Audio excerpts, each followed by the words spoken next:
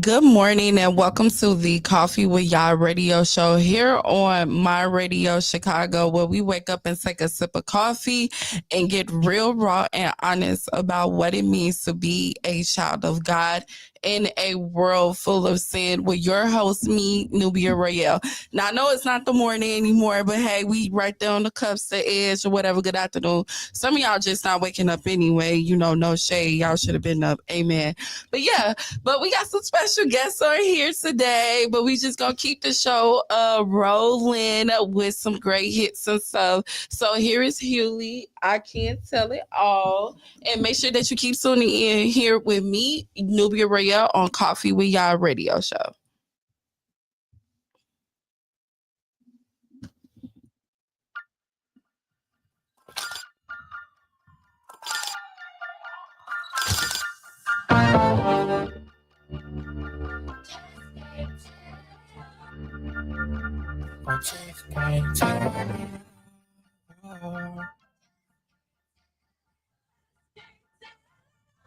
Yeah. I'm about to step in the ring for the fight of my life. Hit my knees and I strap on my gloves. Boy, I've been prepping since like I was 7. And thing is, I'm already covered in blood. Walking in love. It's for the ones who've been stuck in the mud, searching for hope. Trust me, I know what it feel like to drown on my problems, but God came and threw me the rope. Can't wait to look in his eyes. All of my life, I've been battling lies. I found the truth and took off my disguise. Come from my head, I still live for the prize. Whoa, whoa, whoa. I was in the city going down, trying to blow. Everything changed when I learned to let it go. I've been on stage, I ain't in it for the show. All I got one life, so I gotta let them know. Talk about real. I seen a man's whole bad hill. I seen a woman drooling out the mouth. I seen the demons in the cassette out. I seen my brother throw his whole vape in the lakes and smooth hill from the dark. I seen the spirit change my own heart. Can't tell it all, but this is a good start.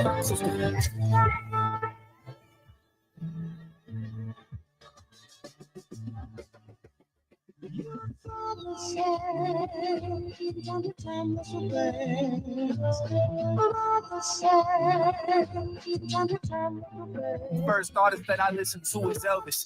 Think about my life, but I don't want to die selfish. Living helpless like no one else is enough for me. Wanna walk with God, you gotta walk with some good company. Not the ones that build your company. Reach don't come for me. I found a real good thing, not just when I feel good thing. Yeah. Spirit lead me when I'm living out my day. Help me see it when I'm going my own way. I got love for the king, love for the game, love for my father. You can take everything, even the pain, work for your honor.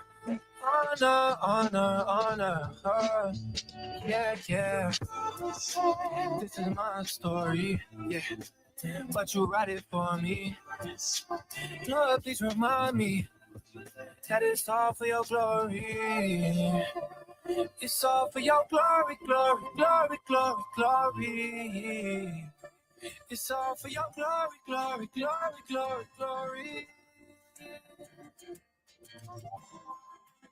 Glory to God.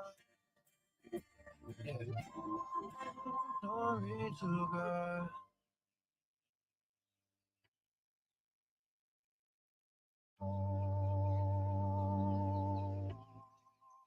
I've been going through a lot of shit in my life.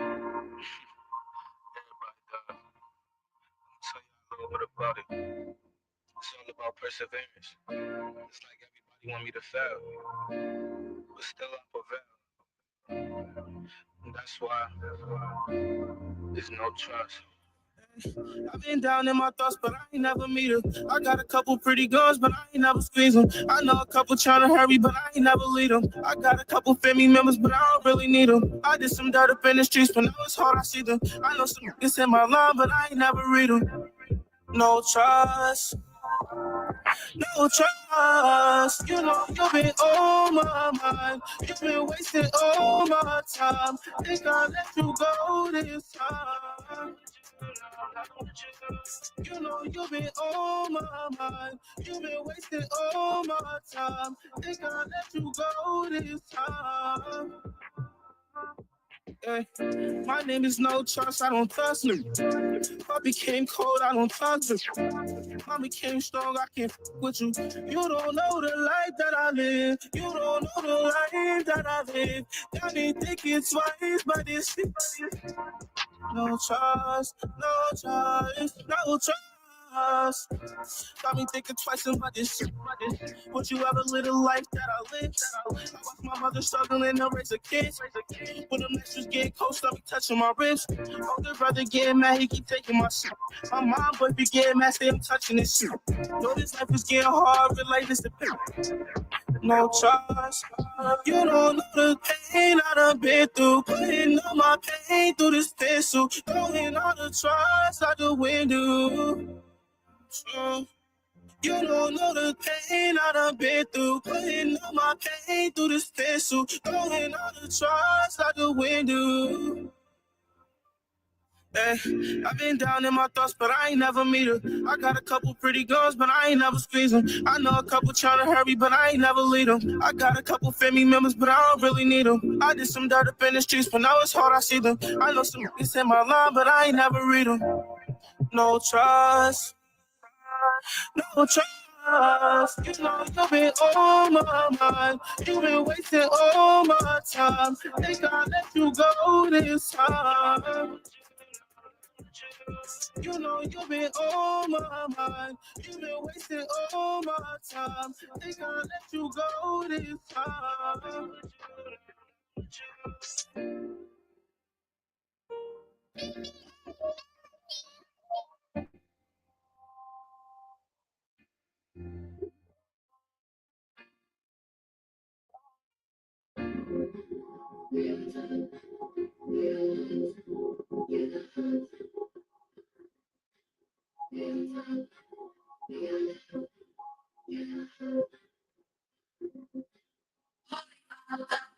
God in heaven, show your power. Let me come for your kingdom and your honor. Spirit and your sunlight.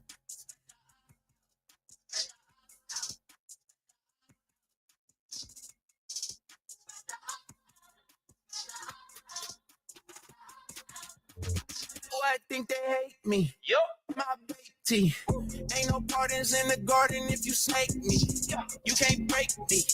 Tryna chase me. When it's rocky, I'm on base if you can't break me. I'm fine, I got my feet up. I ain't never scared, gon' put my heat up. I was outside and try no rip. When my ops at, God gon' eat up. Ain't nothing free us. Lock my family up. My mama told the judge he ain't no killer. It's all good, cause on that prison, he already preaching about the healer. Spread the ops out. Now the cops out. Facing death, you wanna plea, but you can't cop out. Now you locked out. I promise my God coming back when he do us a problem. Got his attention, but you don't want attention. You don't want to smoke. It's too late. You done got it. Holy Father, God in heaven, show your power.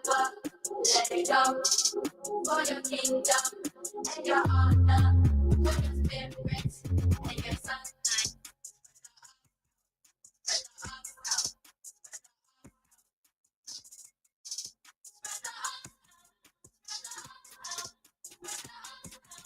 What's your intentions? I see your screws and your wrenches. You trying to break up the business, ruin my witness, spreading your lies and opinions. You don't deserve my attention. You's a pretender. We were so used to the code that my mama gave birth to a winner. Put all the ops on alert that we out in the trenches. The demons do not get forgiveness. Pray for repentance for all my family that's in it. I ain't the truth, I'm a witness. I got some blood on my hands, some dirt on my fingers. You know that I gotta go get it. I gotta go get it. Lord, help me kill all my demons. I look in the mirror, I seen them. I had to be in my force to get an abortion. I pray when I die, I can meet them. They want me cheating, telling me open my DMs. Eat all this fruit that I'm seeing. I got some people in prison, I need to go see them. And work for the Lord, I would be him. Yeah, I know they won't catch me lacking. See me off in traffic. Yeah, I'm packing. Got that apostolic budget. Got that action. Keep them 223s, but Jesus my assassin. If you asking, I'm still 116 until I'm in the casket. I see my ops trying to pop out. They want to pull every stop out. Wait till my God spin the block and he let off the shots. He gon' air the whole spot out. Holy Father, God in heaven, show your power. Let it come for your kingdom and your honor. For your spirit and your sunlight.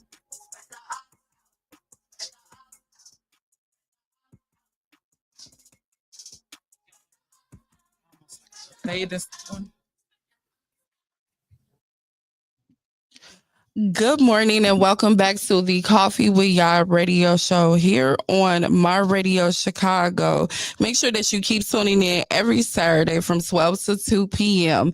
And I know that you see that the room is full now. Yes, we have a lot of guests here, and I'm going to have them to introduce themselves and tell us about their business because that's what we're talking about today. We're talking about generational blessings and entrepreneurship and then also their businesses too.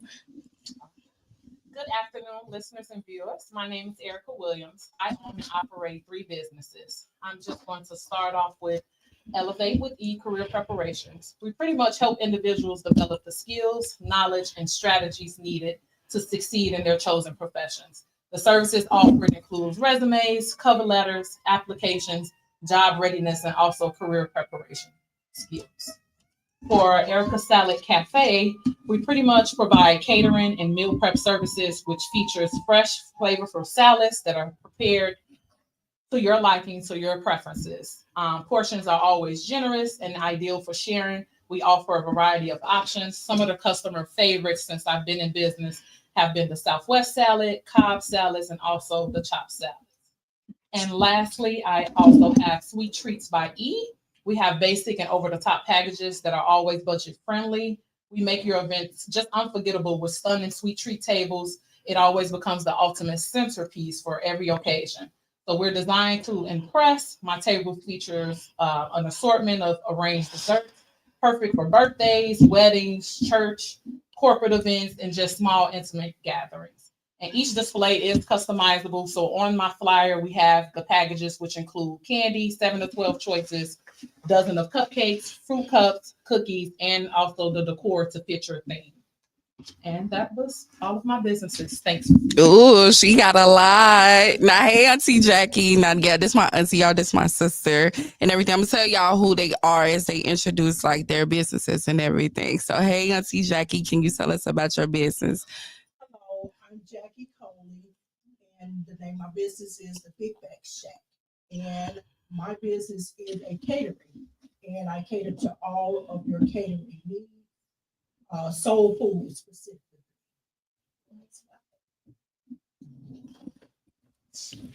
Hello, world. Mr. Rap Man, the one and only Mr. Rap Man, aka Mr. Rap himself. I'm live and direct.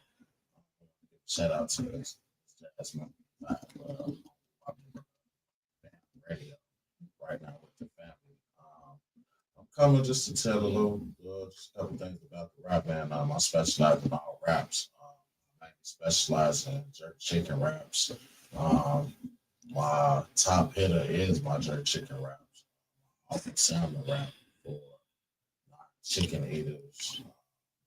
Also offer that specialize in catering, any small events, intimate events, even personal events. You can get a wrap on the pull up.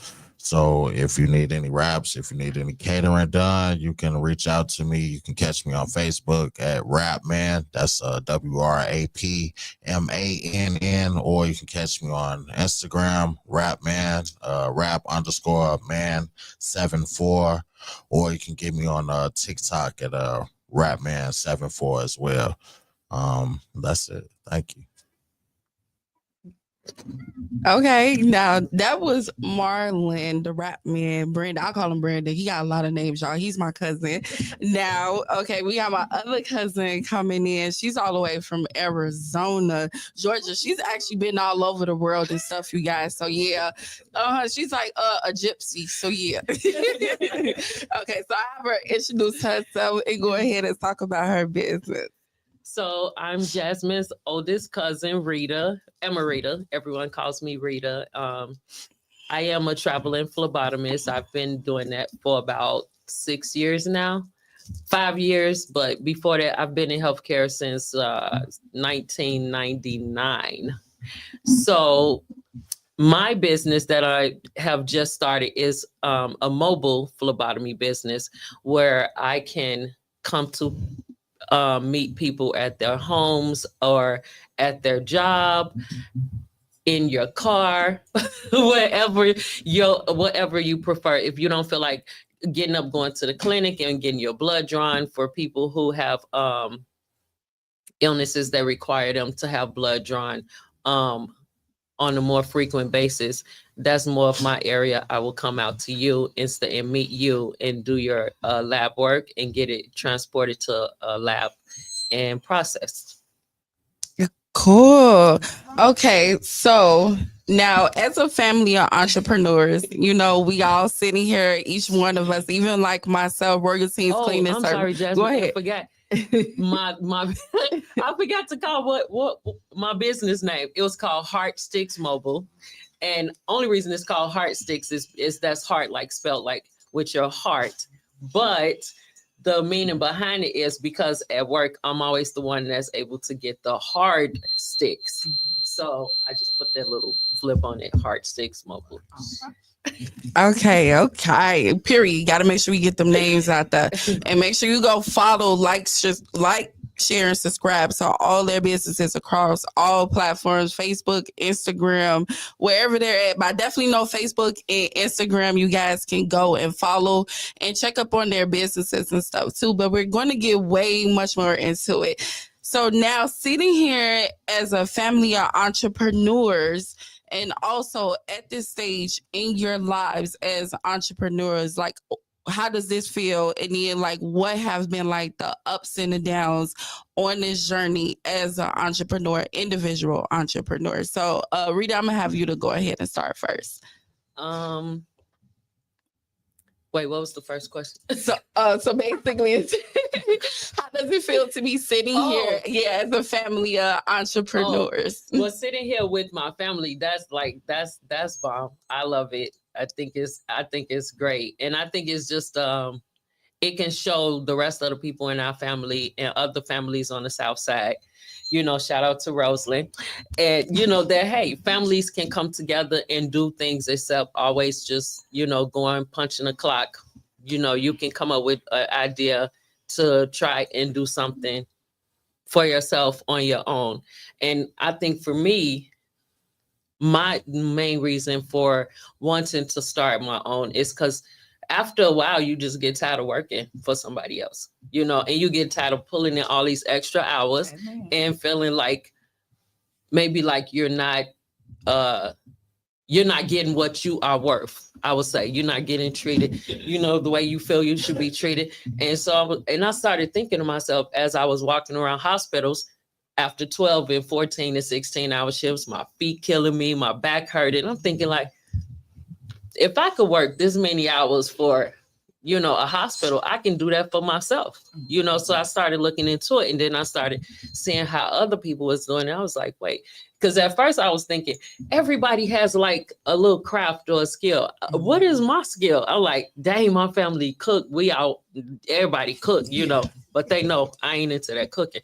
So I'm like, man, what am I gonna do? Like, then I'm like, Jasmine got her little thing going, you know, my daughter's working from home, chilling. I'm like, what is my skill? And so then it never hit me until one day when I was at work. And one of the girls was just like, oh man, you know, you're so good with patients. You're so good with, you know, drawing blood. You should do this for yourself. And then I was like, hey, I should do it for myself, you know? So I started looking into it. And if my voice is shaky, it's because y'all done brought me from Arizona to here and I'm freezing. So I'm still shaking from the cold. I'm still trying to warm up. Like, this ridiculous. Okay. But dang, bring your hands out nice and high. But yeah, so I honestly, though, it makes you feel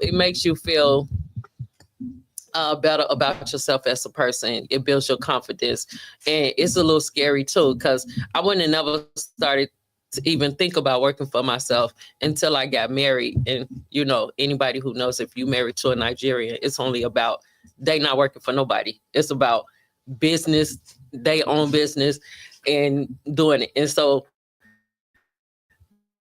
that also gave me a major push into like looking into it and trying to do for myself.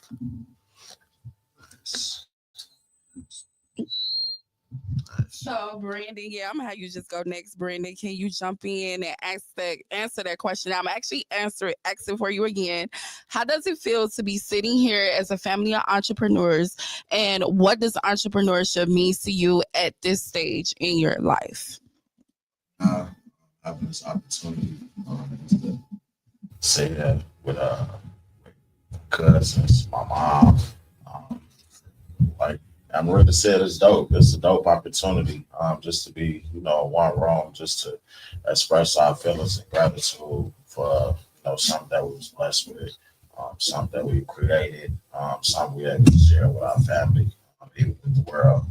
Um, the entrepreneur life, it's good. It's no complaints. I mean, if you made the decision to go, work for yourself, you got to start from the bottom. You got to build something up, build it up to get to where you want to be at, the vision that you do see. Yeah. It's something that you do got to treat as if it's a kid. I don't have no kids at the moment, so right now, Rap Man is my kid. So I carry it, I hold it, I tend to every need, every aspect of it, due to the future, the long term of having this business, turning it over to the next generation, within my family, making it for them to make it even bigger than it already is. So with both of these opportunities, just entrepreneurship, with ups and downs that may come. You can have your up days, like everybody always say. You can have your up days, you can have your down days, you can have your perfect days. Your perfect days, my opinion is saying like a perfect day where you able to make, you can send an invoice for $5,000 to $10,000, and that can set you up for the rest of the month. That's a perfect day for me. So if we, we can keep pushing. We together right now. We seeing the vision. We can make this bigger than it is. And like what was said earlier, if other families can see, us, this can be motivation for them as well to go forth and not sit on what they may be thinking about, what they know, what they can do, or what they probably like seeing other people do. They can do it and make it even better than what they seeing. So I'm just honored to be a part of this, and just honored to be together as one. Thanks. I love it. I love all of that. I see Jackie. Same to you. How does it feel to be sitting here with your family? All of the entrepreneurs, and then what has this journey and road brought you like this far in life? First, I want to say I think it's really amazing just to be here with family and just to have a talent to share, from a family where I'm the youngest of the family, and I watched everything and everybody. And what I had to do was try it for myself. So 36 years ago, I had my first child. And after having him, I went through the postpartum depression. And all I knew to do was cook. And most Which first nights. child? I'm just kidding. My son right here.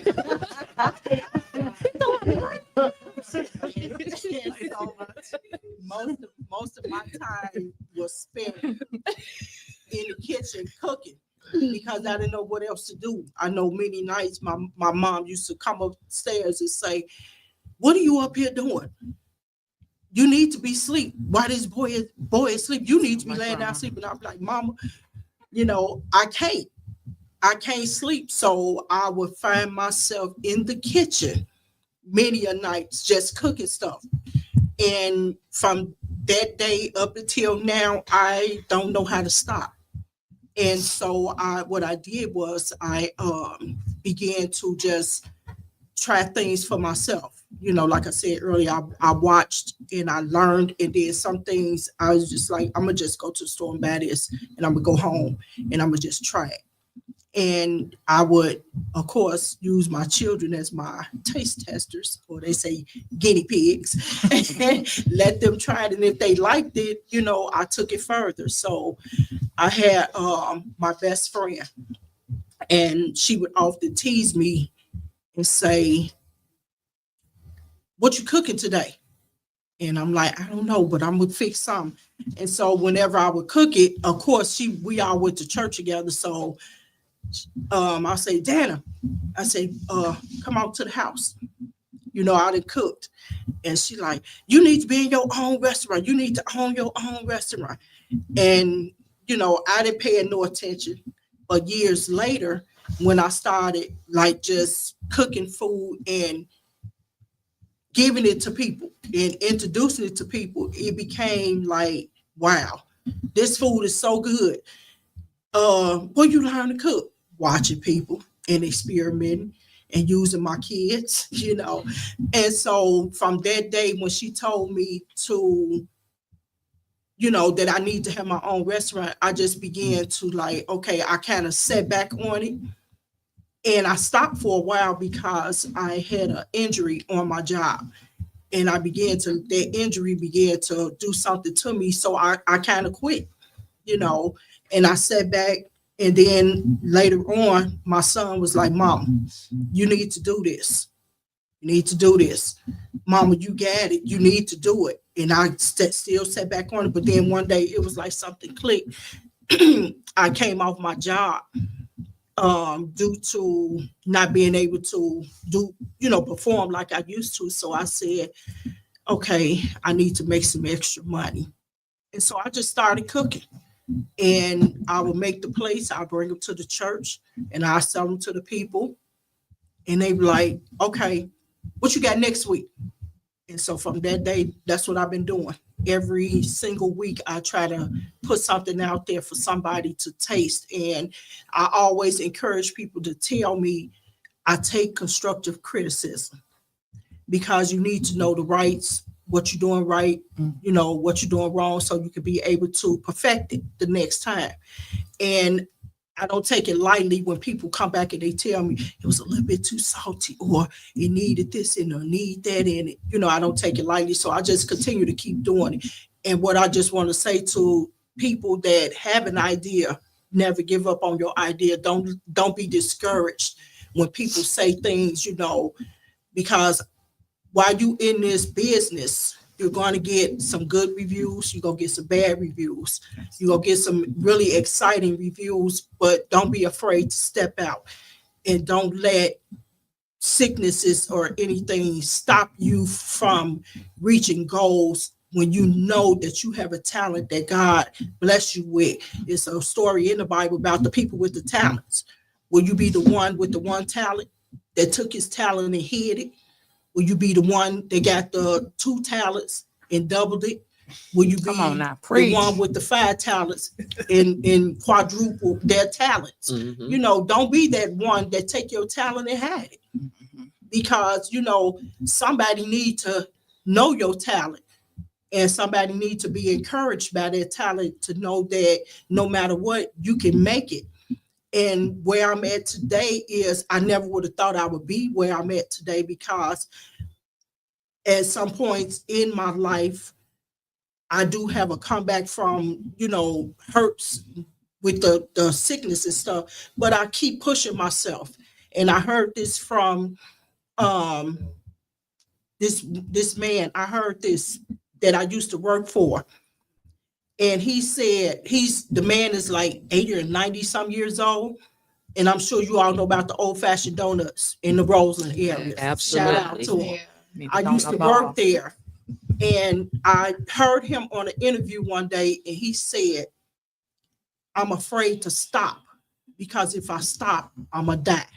And that kind of did something to me. So I'm like, every day I push myself. I know my limitations, and I know he knows his limitations, but he's still going strong. So I take his words and I say, if I stop, I'm going to die. So right now, I'm 60 years old, and I'm pushing it, and I'm going to keep pushing it. unless God say, okay, it's something else you need to do. So be encouraged in whatever you trying to do, whether you young, whether you old or middle age. Everybody got a talent. You just got to know how to work it and keep pushing until you reach the goals you're trying to reach in life. Yeah. Oh, yeah, she's up here preaching. Right. All friends. If I can just piggyback on what she was saying, because I was thinking about it like when you first said, "Oh, Rita, I want the family to come on and do the show," and I was like, "What?" So I was like, "No, let's talk about ghosts." But no, you was like, Oh, so,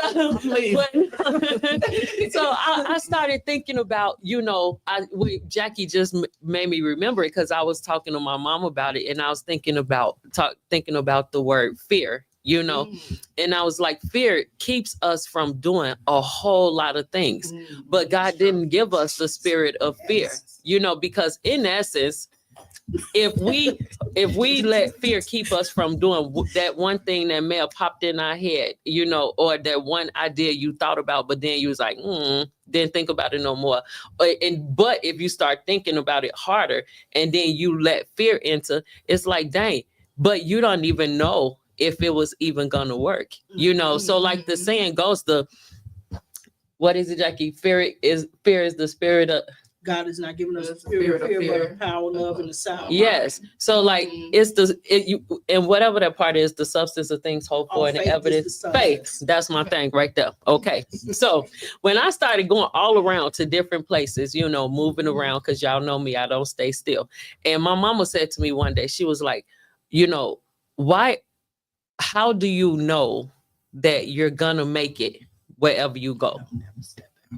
And then I said, because I never not think that I'm not going to make it. Period. I have something inside me that if I want to go somewhere or I want to do something, I already start imagining what I'm doing in that place, how I'm going to get there, when I'm going to go.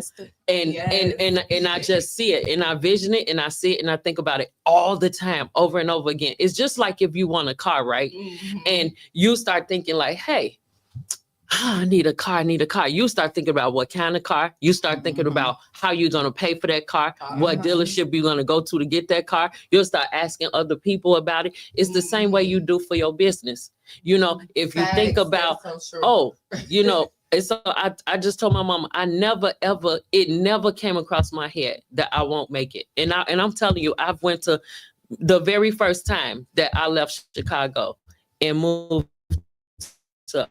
to Iowa. I literally went there with $300 in my pocket and 2 kids, but I didn't think that I wasn't gonna make it, And so after that, and let me say, I was afraid, but I had this one boyfriend that said, I'm not going with you. You're going to drive there by yourself. You're going to go. And I was like, what? And I started this whole big fight with him. And he said, watch, once you do it the first time, you'll never be scared to do it again. So one time I drove to Minnesota and I was like, man, that's worth nothing, So I started thinking, well, if the car can get there, I can get there, Now, hence, I've driven everywhere across the U.S. And so it's nowhere I won't go. It's nowhere I will not go. And even, I'll tell you, because I've been to some places, there's only a sprinkle of us in, but I'm like, hey, our ancestors died and marched and fought for us to be able to go anywhere we want in this whole world. And so that's why I know, like, my faith is so strong that it never enters my head that I'm not going to make it.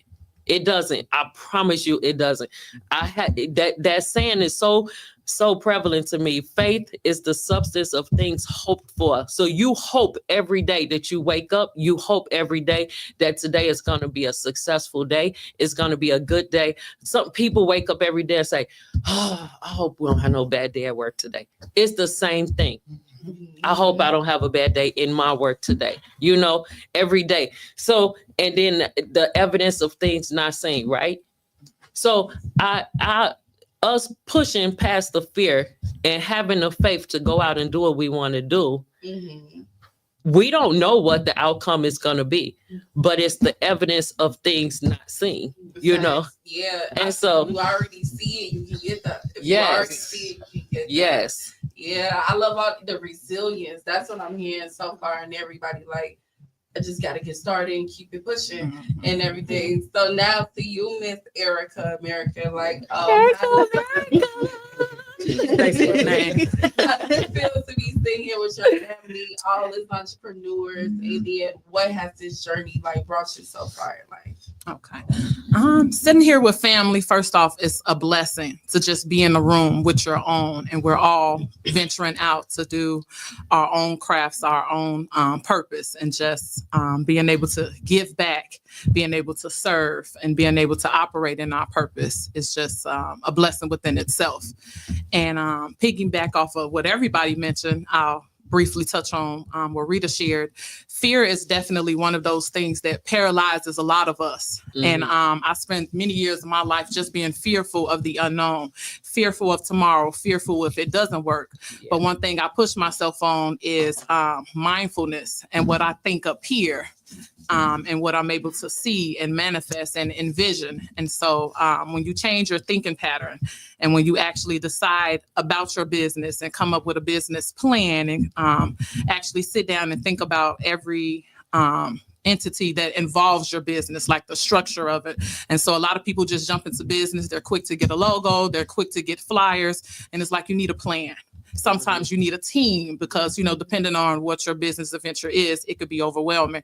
And so I even went through that process of when I started Erica Salad Cafe, and it started off slow and I started doing different churches.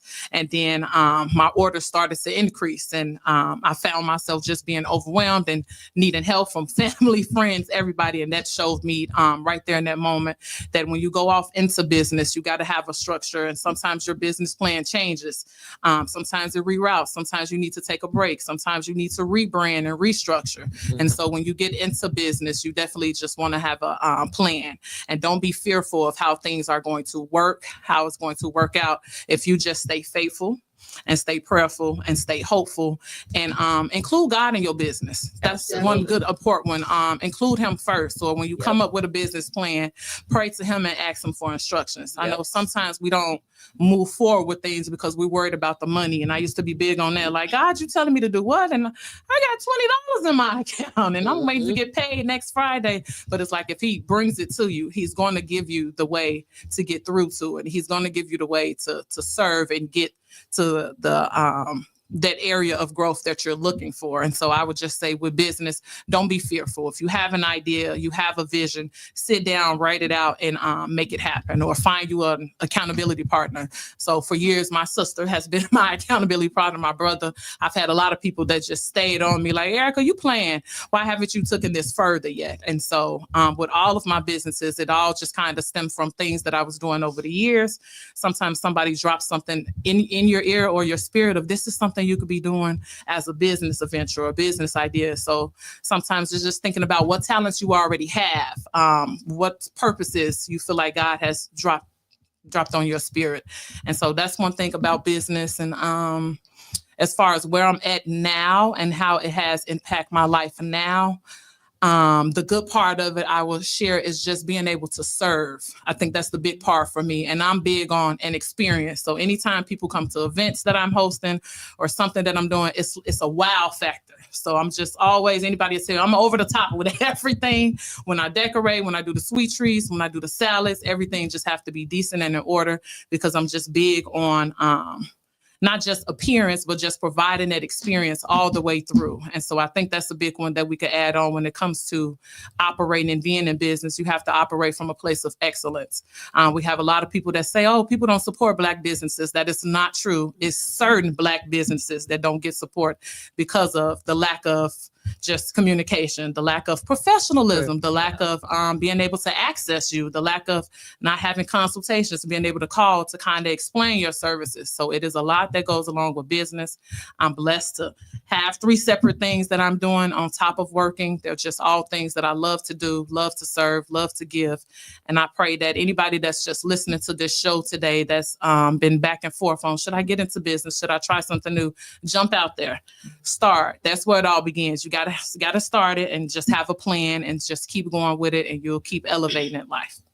Period. So you guys, we're gonna go on a quick break. We got a lot more to go. A whole another hour. We hit at 2:00. Y'all not going nowhere, right? So make sure you guys keep sticking around with us here, my family, on the Coffee with Yah radio show, as we talk about generational blessings and entrepreneurship.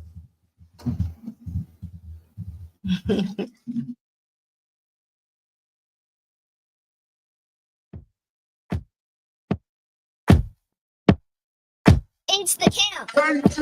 Started from the bottom, from the gray concrete. Road breaking through the trouble around me. Looking for the water that will grow my seed. Always knew God had a bigger plan for me. Cause it don't mean nothing, don't care where you've been. All that matters is you keep pushing. Ain't nothing too hard, you can do all things. Nothing in my way, I keep striving. Don't you let the struggle paralyze your dreams. I had to realize the warrior in me. I may fall down 10 times, but I hold to the promise that I can do all things. So you can make it, you can take it. Don't let nothing get in your way. Pay for it, save for it, and pray for it. Cause that's big faith, big move. Nothing in my God can't do it. You can make it, you can take it. Don't let nothing get in your way. Just because you're broken doesn't mean you won't change. Cause we were made perfectly to do great things. Oh, and you know that he will never bring you this far. To leave you in the battle when the victory is yours. Oh, cause it don't mean nothing, don't care where you've been. All that matters is you keep pushing. It ain't nothing too hard, you can do all things. Nothing in my way, I keep striving. Don't you let the struggle paralyze your dreams. I had to realize the warrior in me. I may fall down 10 times, but I hold to the promise that I can do all things. You can make it, you can take it. Don't let nothing get in your way. Pay for it, save for it, and pray for it. Cause that's big faith, big move. Nothing in my God can't do it. You can make it, you can take it. Don't let nothing get in your way. In your way, in your way, in your way. Don't let nothing get in your way. In your way, in your way, in your way. Don't let nothing get in your way.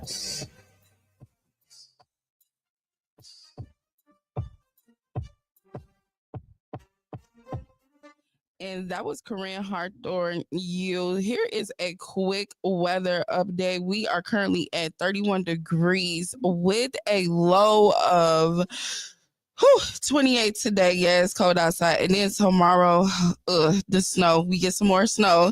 We're going to reach a high of 33 degrees with a low of 23. And then on Monday, partly sunny, only reaching a high of 26 degrees with a low of 19. So make sure you stay warm.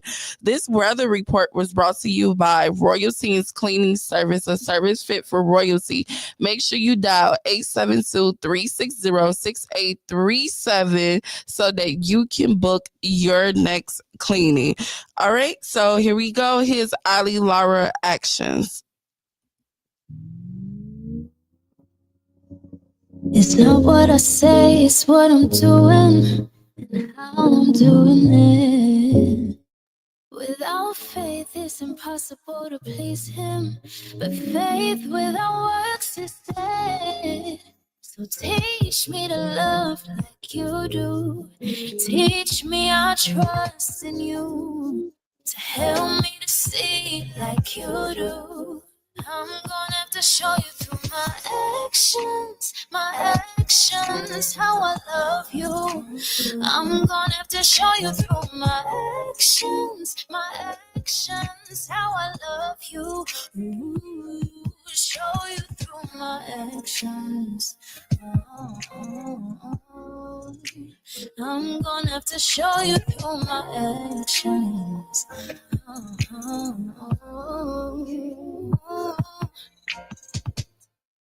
I wanna be obedient, and I'm gonna be. You told me to be holy and to serve you only. Give me wisdom and keep me strong, yeah, yeah.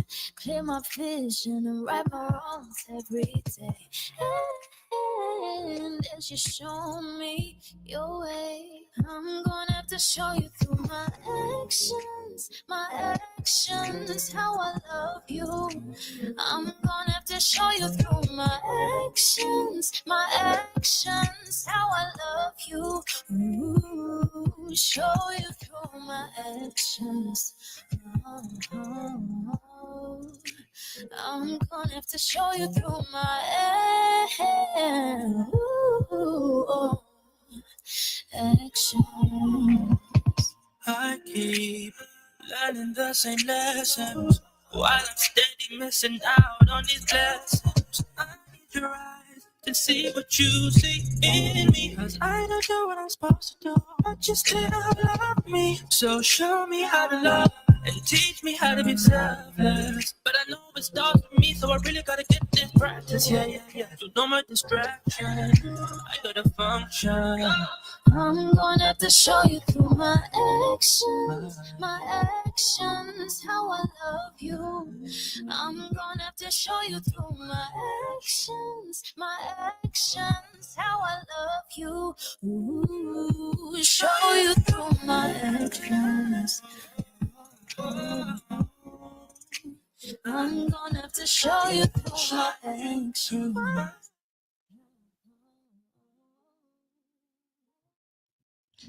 Okay, welcome back to the Coffee with Yah radio show here on My Radio Chicago, where it's more than radio.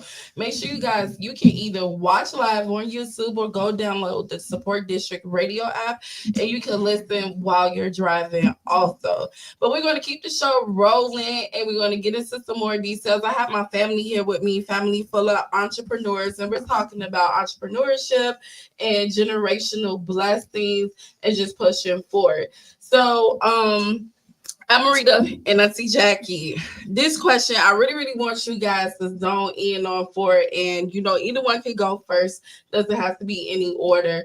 But this one is pertaining to, grandma. So, Janola, the heart of the family, was known for selling goods, baking cakes, and always basically trying to figure it out and make her own money and stuff. So, what is the biggest trait that you feel like that you inherited like from her? So either one of y'all can go ahead, but I definitely want you guys both to answer this question. I know one thing, one of her traits I know for sure I have inherited from her. Up early in the morning. Up early in the morning, getting it together. Because mama used to be up early in the morning. Breakfast would be ready way before we can even put our feet on the floor. I know just trying things out, and making sure I know I have inherited this from her when my children were growing up. My children didn't go to school without a hot breakfast. Every time I got my kids up for school, I made sure that they had a hot breakfast. It wasn't cereal. No. If it was cereal, it was a hot cereal. And people used to always say, "You don't do all that cooking." Yes, I do. And yes, I did. My children always went to school with a hot meal. Um, them early morning things, the laundry. I hate because I used to try to beat.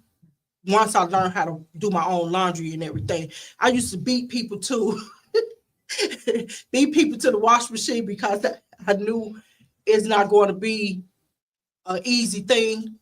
So I wanted mine done quick, fast, in a hurry and get out the way for the next person. I hated getting up and going to the laundromat at 10 o'clock in the morning when it's packed. Because you're going to be sitting there waiting to get the biggest wash machine, or somebody go forget their clothes in the machine, and now you sitting there waiting. So mama, the way mama used to do it, mama used to be up early in the morning. She got a laundry did early. Y'all go out there, get the clothes off the line so I can put the next ones out there. And yeah.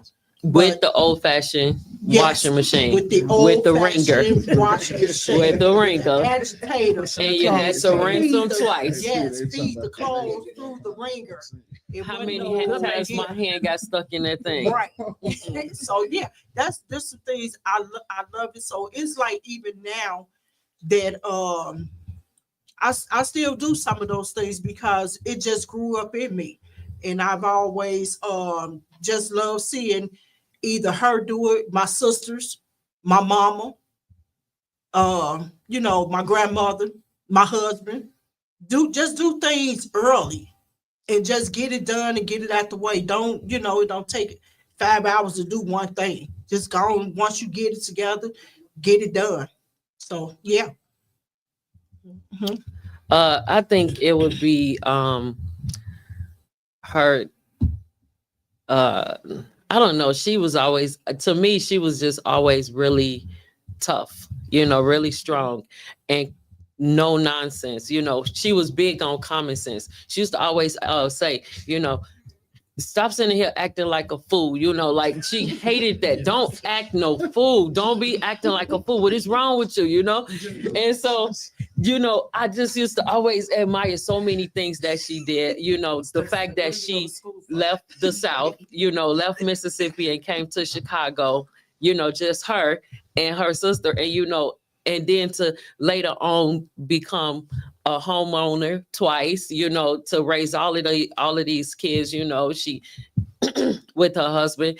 And so I always admired that, like, dang, grandma is so strong. And she was just a boss in the house. She did not play any games. She was very strict, but she was also very organized. Like, I think we, in the house, like we had to keep a crystal clean house. Everything had to be in its place. Everything had to be, organized, done in an orderly fashion. And not only that, I remember when I was younger, like she was very big on being presentable, because she used to say, when you walk out of this house, you're a representation, not of just yourself, you're a representation of your family, So if you went out the house and you look in any kind of way, then she used to say, the first thing people gonna say is, oh, who child's mama, who mama got the, they're gonna look at the parent. They're not gonna look at the kid, So I used to always think that, like, I have to be neat. I have to be clean. I'm probably a little OCD with my place, but it's just from growing up like that with her. But I would have to say, I think most definitely I get her spirit of just going, like I can't imagine being her age back then, coming from off of a living on an actual plantation and getting the idea in your head that I'm about to be out of here. Like, I'm out. I'm gone. I'm gonna leave my child and I'm gonna go to this place that I don't know nothing about, and I'm gonna make it work, go back and get my kid to the place you ran away from and bring my kid back and make a life. So I just always like, if she can do that, and my grandmother, she didn't have a high school diploma, but she had a thought in her head. Like, no, it's some more than this. It's some more than living here in the South and not, being able to make it. And so I always just looked at that like, man, and I kind of just adopted that spirit.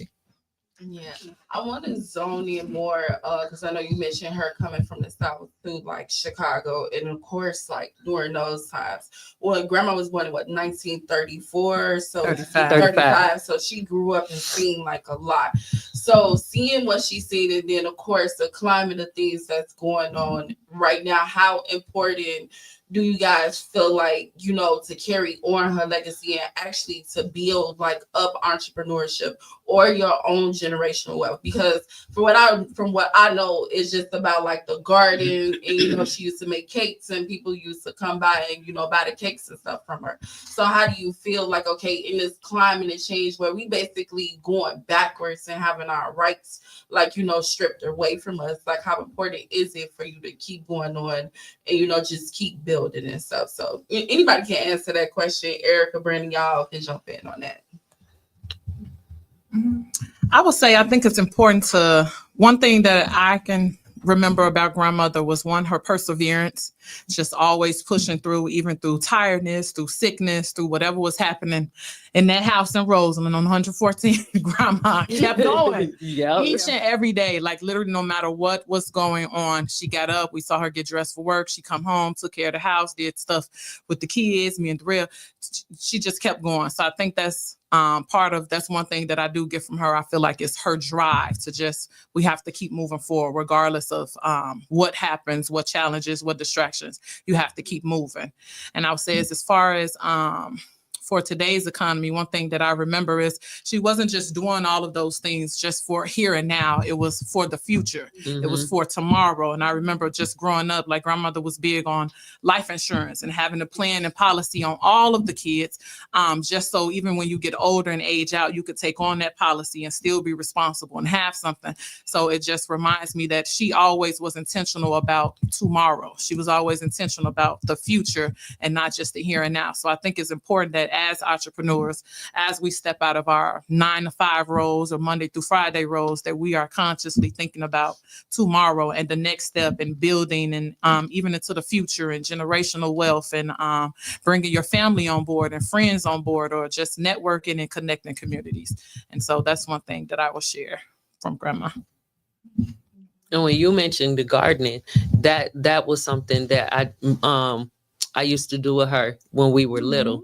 And so that, I would say, was another thing that, you know, bringing the past into the future with preparing us, it may be knowingly or unknowingly, you know, that, hey, things are not going to, you know, it was just her way. So she just used to have us out there.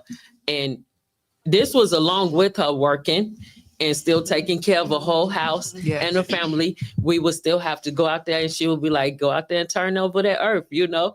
And so we would get out there and we had to get the ground ready a day ahead for gardening. And so now today in my life, you know, I have a greenhouse and I have a lot of stuff that I plant, and it's the most rewarding thing.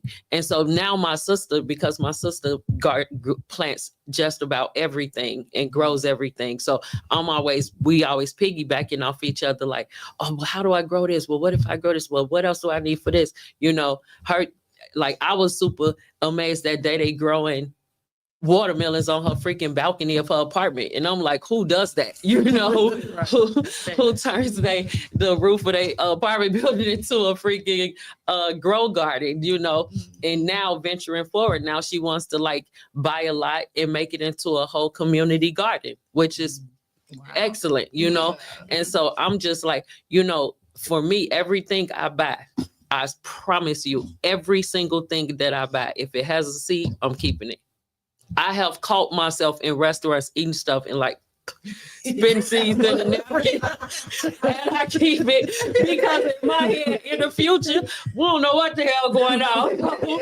I need this seed. I need this seed because I don't know what's going on. Like, it's just things are becoming too crazy. And so, hey, I got a stash of seeds everywhere. I got a stash of seeds here. I got seeds in Georgia. I got seeds at my mama's house in Arizona. Listen, if you got a seed, keep it, because you're going to need it. Seriously. That's so true. So, Randy, you go ahead and chime in, you know, and everything. So, what did you feel like you took away? Some things that I I mean, just experience from my grandmother. Really is this cooking, the caramel cakes, all the good dinners that was provided, all like the things that she created from nothing. She made it something. Like Even feeding literally our friends. for Yes. just we I mean we probably in the front room waiting around watching TV while grandma, in the kitchen putting it together, and you smell it. But then once you get it and it's right in front of you, you just like, oh my God. She was very creative. The food tip, I literally, I mean, it's from my mom, but my grandma, she did, she blessed the family to, for all the women to know how to cook, and then for us guys that, take the time to provide meals for, themselves and their family. With me taking the cooking thing and like going forth with just turning it into a business.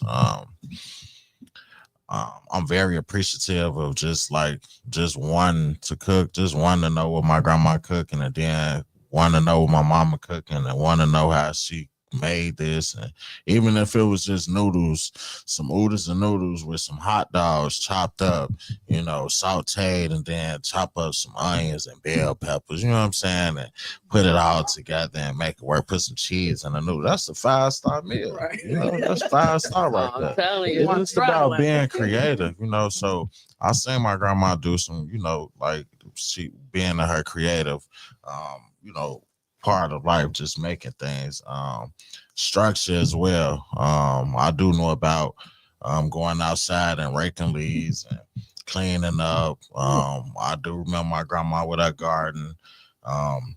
Just my grandmother, she inspired me a lot. She got I still remember a lot of stuff from my grandma. I remember my grandma with me for the first time. I was jumping in the bed. My grandma told me not to jump in the bed, but I still jumped in the bed because I was like, man, my grandma ain't going with me. And we was in the back room, and I was jumping in the bed, and ain't nobody say nothing. Neither one of these cousins. They was, look, my grandma was standing right behind me like I was in a movie. She just rose up behind me. Didn't even know she was right there. Everybody, Erica, the real, Day, they just stood right there. And what happened? Grandma pulled out a white belt. She got down on me. White But belt. I appreciate it. I'm very appreciative of, of just everything that I have and do remember of my grandma to keep me and to have me here. Even the cleanliness. Just making sure the crib clean, making sure that we ain't no bad reputation, reputation from coming from 114, coming from A East 114 place, because everybody knew us. They knew I would like the Williams. We came from the big yellow house across the street from Curtis. So it was like, we had a reputation. Even if it was just us kids going outside, we knew not to really go outside to bring no drama back. Like, we knew this because everybody knew us. So if you want to tell, we go right to the big yellow house, and you gonna find somebody, and then we're gonna get in trouble. But just make a long story short, I'm just very appreciative of my grandmother, my mother, my aunties. My auntie, she know how to make the caramel cake. She took that in, he did very well. Day, she good. She on the cooking side. Hey, I'm just blessed to be able to have this opportunity. So just like Glorilla said, it's very beautiful. It's very beautiful just to be able. So I appreciate y'all. Okay. Glorilla. All right. Thank you. So much. Very beautiful. Very That's beautiful. right. Okay. So, what I think I do want to chime in on this stuff too. This has to do, one of the questions, but talking about her influences, and everything, like what type of influence does she have, like on the way you make your money, your wealth and everything. But most importantly, what I want to chime into is church. Like, how big and important was it for you to have a relationship with God, and how did her relationship with God, influence you guys' relationship with God? So anybody, just go ahead and jump in and answer that. First and foremost, first and foremost, All them services. you going to church. Mhm. You is not going to be in 8 East 114th place without going to church. It was like an abomination. Like, what? It was like a written rule from birth. It was on your birth certificate. Sunday, you're going to church. Saturday, choir rehearsal. Wednesday, Bible study. We was in church more than we was out of church. Like, but as a kid, I promise you, church, we had so much fun at church. Like, you looked forward to going to church. Like, because back then church was really big on community. You know what I'm saying? It wasn't just, oh, we go to church, we pay our tithes, you know, give an offering. That's it. No, the pastors that we had really focused on activities, community, and keeping the younger people engaged. So in grandma's house, it was never a thing where you're not gonna go to church. You're gonna go to church. And she made sure we was up early, dressed and ready. Sunday school, you go, you get our little sausage biscuit in the morning. There we go, our little classes, vacation Bible school during the summertime. And that I even made sure like that my kids was doing it, you know, with y'all. Brianna and Brittany used to be with y'all because it was all of y'all. Y'all was the rat pack that came along in the house. And so it was God was first and foremost daily in my grandmother's life. And I know that for a fact. I mean, it would be times where she would be in the house and she'll, you know, she had 1 million tapes. Remember that, Jackie? Every favorite gospel song she had tapes and tapes and tapes she would record. And sometimes she would be laying in the bed. She's supposed to be in there asleep because she used to work nights. She would be listening to her music. Next thing you know, you'll hear some screaming. You don't know what happened. She in there in the Holy Spirit in the bed shouting. I'm like, go ahead, grandma, go ahead. Come on. She did that to me one day when she was pressing my hair. And I thought, what's wrong? She shouted with the hot comb. I'm telling you. Wait a minute, what's wrong with grandma? I mean, it didn't matter where you were, whatever. And you know, she was big on just, you know, God first before anything. And everything else just has its place. But she was very, very big on us all going to church. And even as an adult, like if I don't always go to church, but the Sunday, because it was so much ingrained in us, on Sundays, you feel a certain type of way when you don't go to church. You get this guilty feeling like, ooh, you know you were. Like, you know, you just like, you sinner. No.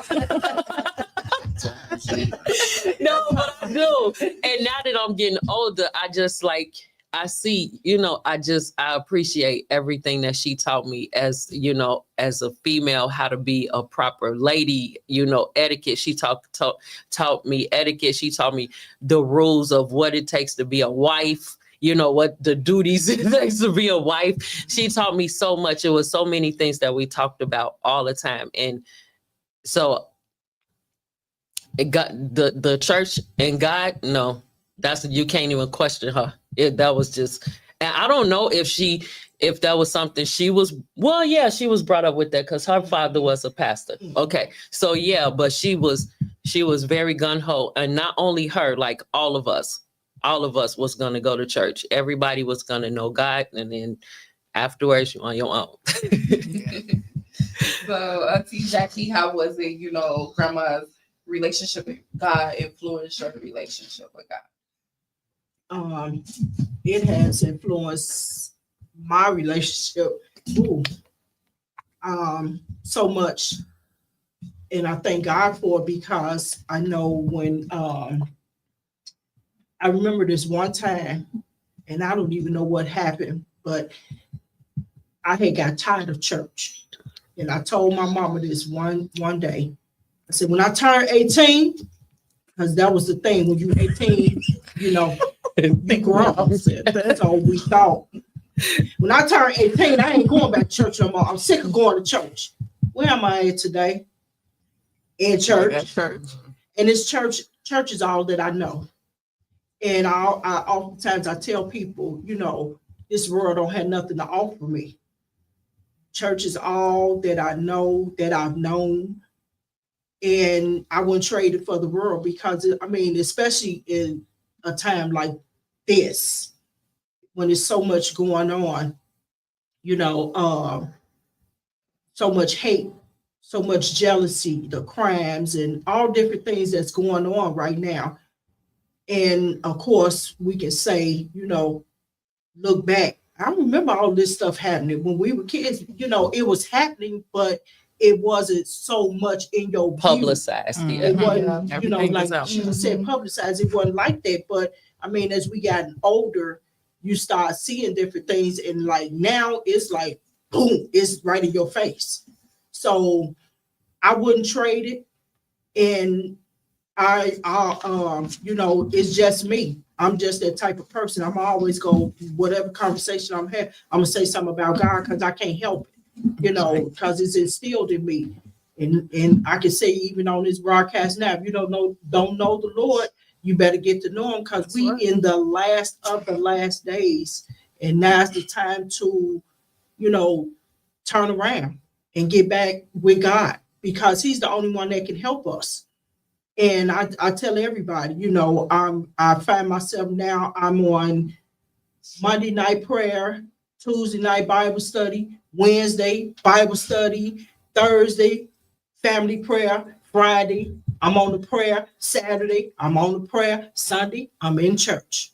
So all 7 days of the week is no excuse, you know. And Pastor always say, if you wind up in hell, it's nobody's fault but yours because you know the way. So it's a big impact on me, and I try to instill it in my children and even they friends. You know, I talk about church because it's all that I know. You know, sometimes, and I'm just gonna be honest, as they say, keep it real. Yeah, I can be mean at times because I hate to see people, you know, when you know the way and you know, just doing your own thing. But I have to think about it. How long did it take me before I could get myself right to even say these words? So I still love the people, but you know, just think about it. And all we can do is keep praying that one day that same impact will hit them. And my daily prayer is that arrest them where they are and change their life and bring them in before it's too late because time ain't long. You know, we think we got time, but as you can see, so many people's lives are being taken, you know, and I know questions come up. Why this person had to go? Why that person had to go? It was their time, you know, but when it's your time, you want to make sure that you go to the right place. You know, you don't want to go through all this hell down here and then your life wind up in a burning hell for eternity. But you want your life right. And so that's what impacted me with my mother, you know, bringing us to church. We wasn't sent to church. We were brought to church, and mama stayed there in church. My mother was a Sunday school teacher, you know, and I oftentimes I say I hate that I miss Sunday school because I don't want to leave nobody behind. But I just said, you know, some got to give because I need the word. I need the word in me because I can't help to have somebody's life change if I don't know the words, if I don't know how to speak the words to them to get them to come to church. So it's very important. It's a very, very important thing to do is to have Christ in your life. And Erica, how did, you know, seeing growing up with grandma and seeing her relationship with God influence your relationship with God, along with how did she influence the way that you think about money, survival, and then, you know, ownership? So I know growing up, I think, of course, when we were younger, we didn't understand the purpose of going to all the church services and revival and prayer. And sometimes we'd be in church just 1 o'clock and we're like, another speaker, somebody else is getting up here. We're like, when are we going home? But now that I'm older and in church and serving and I can appreciate her taking us and her exposing us to religion, exposing us to being around other youth that wanted to connect with God, and pushing us to do things in the church. So we wasn't just there occupying a seat. We were actually a part of ministries, because then it's like you're learning leadership skills. You're learning just how to be a part of a team. You're learning routines. You're learning even discipline, because you have to be at practices at a certain time. You have to show up. And if you're late, all of these different things. So I can appreciate it now. Of course, then it's like, Grandma, we want to go home. But now I understand that she wanted to instill something in us that's going to take us throughout life, not just something temporary. And I also always think that she wanted us to just be connected to the source, which is God is our source and he's our resource. So I think she pushed us to go to church and be a part of stuff, is for one, to just not leave us at home and be accountable to see what her kids and grandkids are actually doing. But for two, so that we can build and connect and have our own spiritual walk. And as for today, I would say a lot of the things that I got from grandmother is just her seek. So it wasn't just about going to church. We always saw her just praying. I was telling the story with Rita, how one time she was pressing my hair. We was getting ready for church. We always prepared on Saturdays. And so you would wash your hair. She would part it, braid it just to press it out. And she had on some gospel music. She was always intentional about the music she played. Well, we watched literally everything. Yeah. And she was literally flying in my hair and burnt like my ear or something, because she just started screaming, and I'm in the chair crying like, Auntie, what's wrong with Grandma? And Grandma, she just worshiping in the spirit, and I have no idea what's happening. And so Auntie came in the kitchen like, Mama's fine. She's in the spirit. She has ushered him in, and that's all that's going on. And I'm just falling tears like, what's wrong? She's screaming, and she burned me. So something wrong with Grandma. But she was literally just in the spirit. So that just taught me, even at a young age, that my small little mind, that we used to just associate church for Sundays, or just worshiping and meeting God for Sundays. So that taught me that God is omnipresent all week, all the time, every day, every hour. He's everywhere. Yep. And so seeing her worship, that just taught me to, I even do it to this day, where sometimes when I get to work, the first thing, I'm setting the atmosphere and put my worship music on. That's literally, I'm thinking about it now, like that's Grandma, because she always turned on music to kind of set her day, to project what type of day she wanted to be in, or just even spending time with God. That was something that she was big on, where even if it wasn't an hour or 30 minutes, she was intentional about, I'm going to spend some time with God today. I'm going to acknowledge him. I'm going to pray to him. I'm going to talk to him.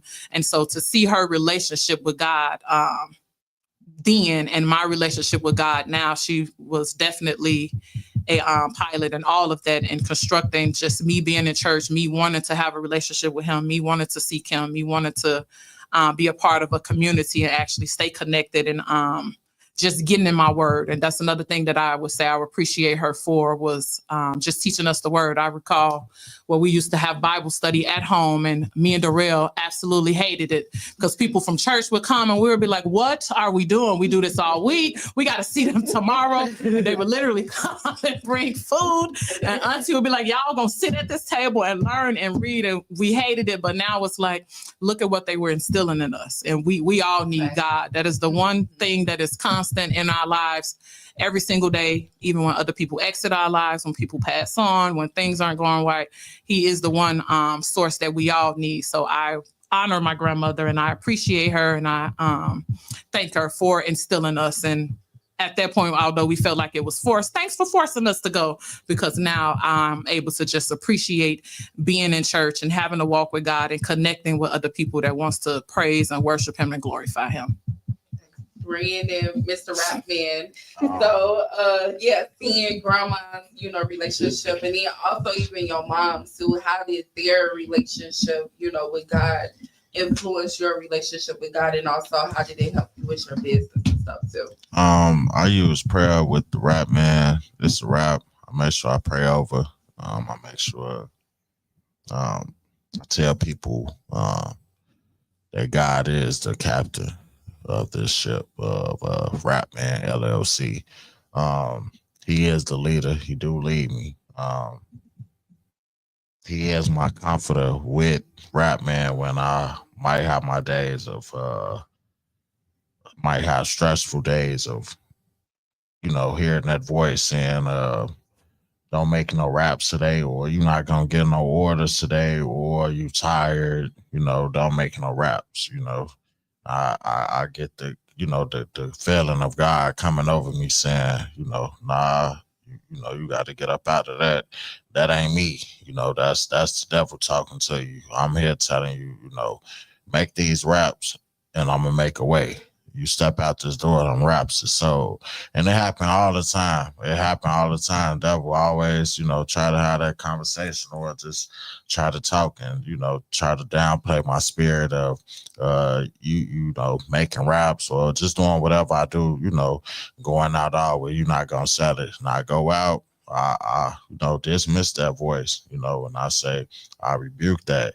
I dismiss that and I go forth. And every time it never fails. It never fails. I sell all my raps plus more. I might get orders for me to come back to go, go do what I have to do.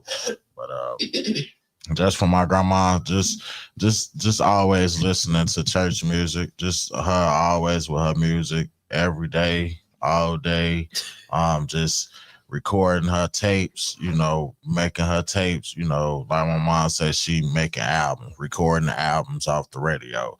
But I always like just even just her just praising God. Yeah, my grandma was in the choir, my grandma just, she held it down. She did what she was supposed to do as a mother, as a leader, for our family. Because I mean, my mom, she has her ways that she took from my grandmother, and with what my mom instilled into me, is to continue to pray and always, if I'm feeling down, continue to pray and never think negative, and just always try to keep, continue the relationship with the Father, so the Father can always know, or I can know that I do and can trust in the Father for me to continue to go forth. So that's what I steal from my grams and steal from moms. And I say today, still to this day, I mean, I don't have no problem with busting out praying. I don't have no problem with like being out in public. I see somebody going through something, like God put on my heart to, if I see it, I'll stop. Like I'm not scared. I ain't scared to share the word. I ain't scared to, tell the world about the Father, because every day, I'm blessed as just a black man, me stepping foot out, to go do what I do in the city of Chicago, in the city of Gary.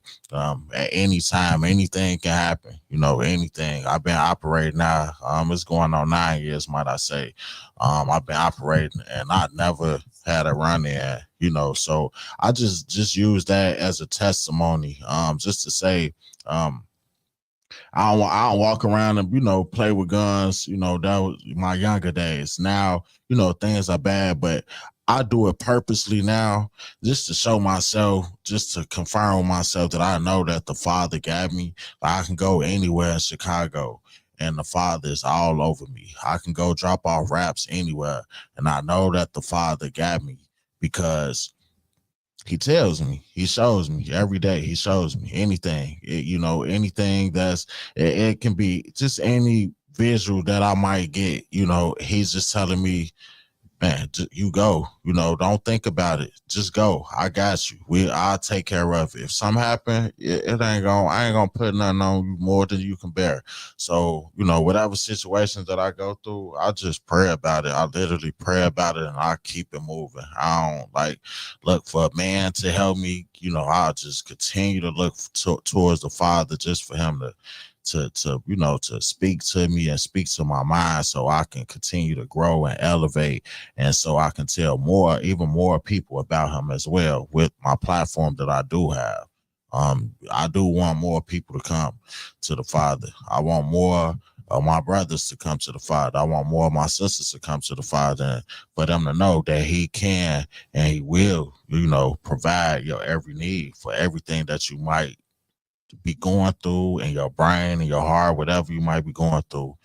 he'll help you. You know, you can always ask for forgiveness. It's you know, just ask, you know, just seek for forgiveness. You know, if you're doing something, just man, you do something wrong, just get on your knees or, you know, repent or ask God to forgive you, you know, so you can continue to go throughout your day, but you're going throughout your day with a good heart because you ask God for forgiveness. And if you know the Father, even if you heard the word about the Father, you know that he will forgive you for your sins, and you can try again, and you will have a new day to do better and not hurt anybody. So I'm just blessed to, you know, have that energy from my grandma, my mom, even my whole family, you know. So I'm just blessed to have that energy. I'm blessed to know the Father, and I'm blessed to know to give him the praise and the honor and the glory. So I keep that with Rap Man for sure, for sure. If anybody want to know, he is the driver, you know, of my jet.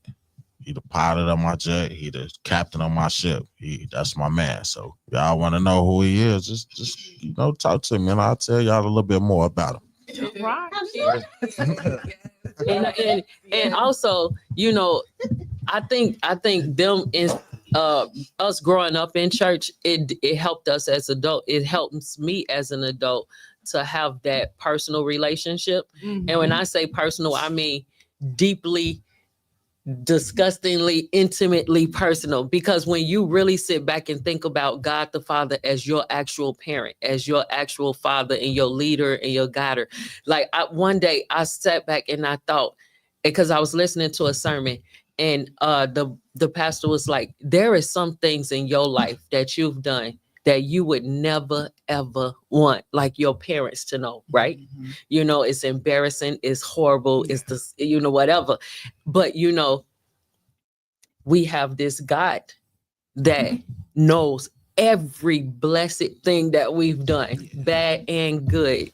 And I can still go to him in the worst moments that I've had. Yes. And I know that he will listen and he will be there. He will be that voice. Like when, you know, some people get it twisted when they think like, oh, you got to be like in a church on your knees, like singing hymns. No, you can meet God. God will meet you where you are.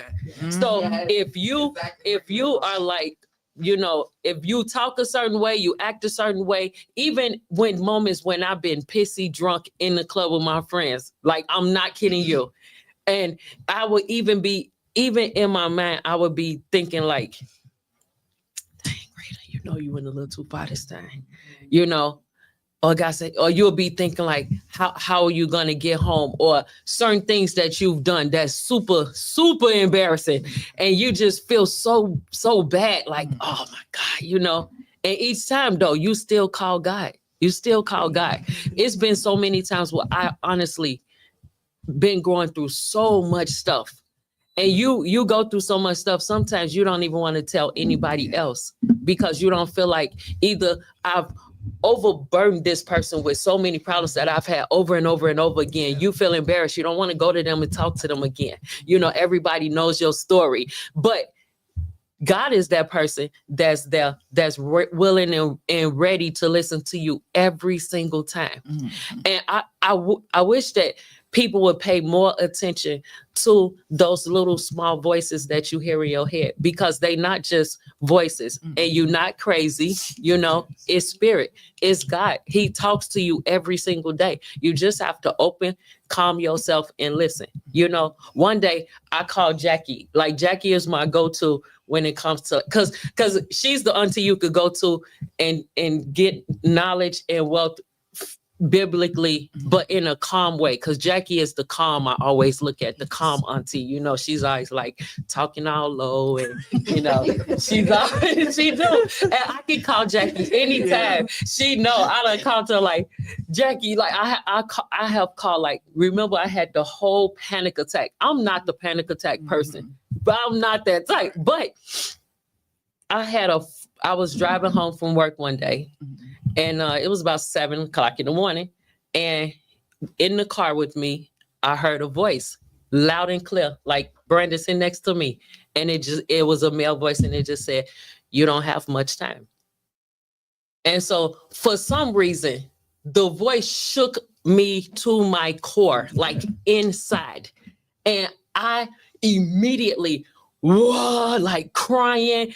I was shaking. I couldn't even continue driving. I had to pull over in the gas station. Literally, I started calling everybody saying, if it's anything I ever done to you in your life that I did wrong, I'm sorry. If I affected you in a negative way, I'm sorry. I was crying. It was a whole thing. Now I have another aunt that I called that morning, but everybody you can't talk to, they will understand what you're going through. So then I'm like, let me call my calm one. So I called Jackie. Jackie can always help me to see what God is trying to tell me or what the message is supposed to mean. And she's going to always back it up with scripture. She's going to say, well, scripture says this. And I'd be like, I've even told her like, dang, I can't wait to get to that point, like in Christianity. Right. Well, I could be like, well, the book of such and such, and blah, blah, blah, blah. I'm like, yo, I want to be like that. But I'm telling you, in in so many moments, like if grandma didn't introduce God to us in our life, what would we have right now outside of family, outside of our partners, outside of our most best friends, husbands, wives, whichever. When it's certain times when you don't want to go to them, you know what I'm saying? Who do you have? You have him that's right there. And you just have to be willing to come open-heartedly and listen. Because I'm telling you, it's been certain things that I've wanted to do. And I promise you, I'll be like, okay, God, I know I'm all over the place. So I'm going to have to sit back for a minute and you're going to have to explain to me like what it is I'm supposed to be doing. And then like, it was one time when he said, be still. Because I kept saying, God, I'll be moving all over the place. I want to be close to the family, but I don't want to be in Chicago. Where I'm going to live at. Yeah. I'm looking for this answer from you. And he said, be still. I did that. And every day I started just calming my mind and started thinking like what it is that he wants me to do. Where do you want me to go? Because see, I know where I think I want to go. But see, me thinking that I know what I want to do ain't always the best thing for me. Yes. So that's me stepping out of my role again as his child. Because us as kids, we've always looked to our parents for guidance and for everything that we should do. I will call my mama for a gazillion things. Mom, what do you think about this? Well, what should I do with this? That's the same way we're supposed to be with him. Yes. And if grandma didn't instill that in us early, I don't know if I would even be in this position right now today, because a lot of people can act like they don't believe in God, but I promise you, I honestly believe every single person, atheist, whoever, who sit there, oh, I don't believe it's God, I don't believe, deep down inside, those nights when you sitting at home crying your eyes out and you crying so hard where your damn stomach done started getting cramps in and you balling up in your bed, snot everywhere. Calling on somebody you talking to in your head, and it ain't just your thoughts, it's God. Facts. I definitely agree. Going to church, a lot of services, 2 services and everything. But like how you guys were saying, like this is so important. Like even as an entrepreneur, to be connected with God, because he said, abide in me and I will abide in you. And you can't do nothing without me. And it's like, listen to him, because he was pressuring me, like, start cleaning service, start cleaning. I'm like, man, look. And it was so crazy the year, because I started in 2019, and next year was the pandemic.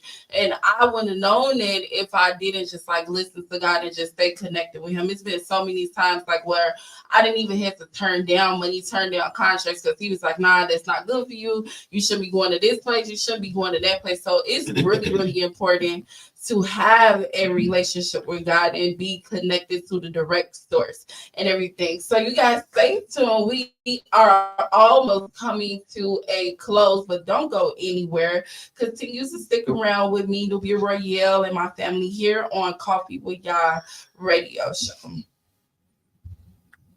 Man, I can't wait.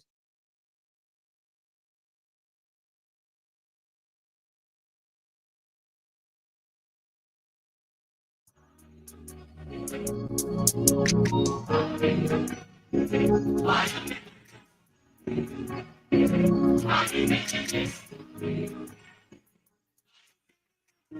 it when you see it, but I don't need to see it. I got proof in the leading of your spirit, and that's the only thing I gotta do. Embrace, come on, babe. And take her all the way. Hope will rise, chains will break, and we'll do it all in Jesus' name. I'm ready for your blessings, for your blessings. Ooh. Get ready, get ready, get ready.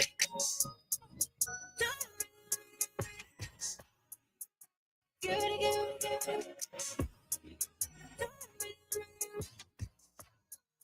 I'm removing all the baggage, all the mess, and I'm lifting all this weight up on my chest. Every lie that I believed inside my head, yeah, it's dead, you know it's dead. So I praise you in advance. I know you have a plan. You're always on time, and let's go my whole day to tell you.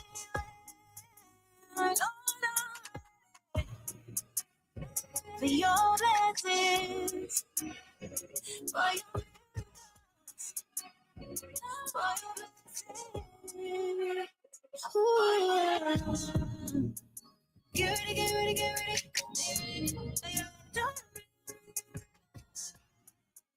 Get ready, get ready.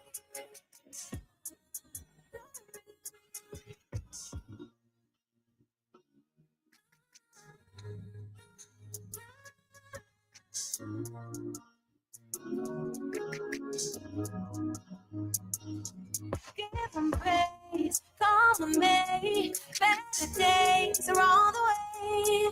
Hope will rise, chains will break, and we will do it all in Jesus' name. Are you ready for your blessings, for your blessings, for your blessings? Ooh. Get ready, get ready, get ready.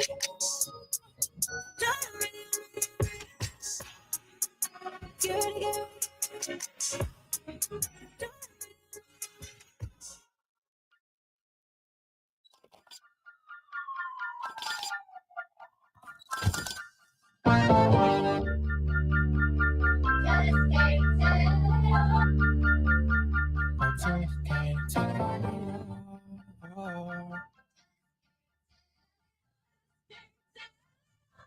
Yeah, I'm about to step in the ring for the fight of my life. Hit my knees and I strap on my gloves. Boy, I've been prepping since like I was 7. And thing is, I'm already covered in blood. Walking in love, it's for the ones who've been stuck in the mud. Searching for hope. Trust me, I know what it feel like to drown in my problems. But God came and threw me the rope. Can't wait to look in his eyes. All of my life, I've been battling lies. I found the truth and took off my disguise. Come from my head, I still live for the prize. Whoa, whoa, whoa. I was in the city going down, trying to blow. Everything changed when I learned to let it go. Hopping on stage, I ain't in it for the show. Only got one life, so I gotta let them know. Talk about real. I seen a man's whole bad hill. I seen a woman drooling out the mouth. I seen the demons in the casket out. I seen my brother throw his whole vape in the lakes and smooth hill from the dark. I seen the spirit change my own heart. Can't tell it all, but this is a good start. Sister.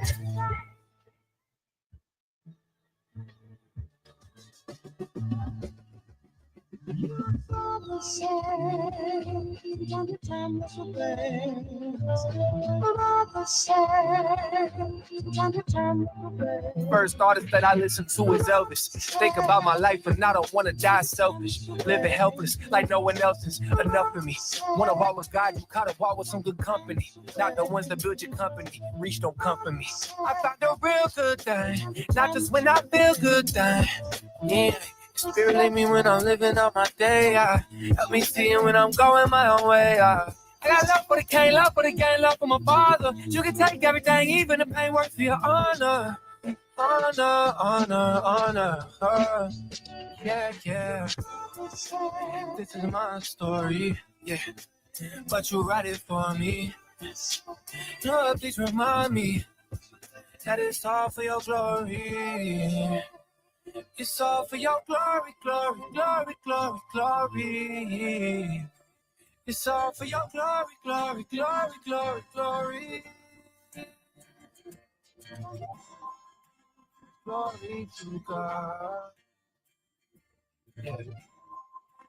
Glory to God.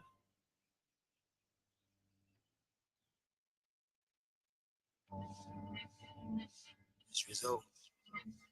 No more broken hearts, no more. No more broken. No more broken. No more broken. Shawty giving Esther, but she fed up. Searching for a king to hold it down. All this time you been waiting your turn. They can never take what's yours. It's already written, baby, you don't trip. You already know what it is. Don't rush, just be still. Gotta give it to you when it fits. Surrender your will and just ride. Love yourself in the meantime. Never feed into the lies. You know your heart desires. Shorty giving that stuff, but she fed up. Yeah. Shorty giving that stuff. Shorty giving that stuff. Shorty giving that stuff, but she fed up. Searching for a king to hold it down. This time you've been waiting your turn. They can never take what's yours. It's already written, baby, you don't trip. You already know what it is. Don't rush, just be still. Gotta give it to you when it fits. Shawty give it Esther. Don't you let them down days fester. Don't you let your friends feel pressure. It's that time, tell them bless up. Cause when it's yours, floodgates from heaven. I know, telling you what's coming. It's like preaching to the reverend. But somebody had to tell you. Sit back and let it settle. God pulling strings like Geppetto. Don't put your faith in no fellow. They poking at you with their nose when they tell you it ain't in your cause, but God aligning the stars. You deserve a lot like a line of cars. Everything you want already yours. If you believe it, that's the hardest part of receiving. It's your season. Only if you mean it. Shawty giving that stuff, but she fed up. Searching for a king to hold it down. This time you've been waiting your turn. They can never take what's yours. It's already written, baby, you don't trip. You already know what it is. Don't rush, just be still. Gotta give it to you when it fits.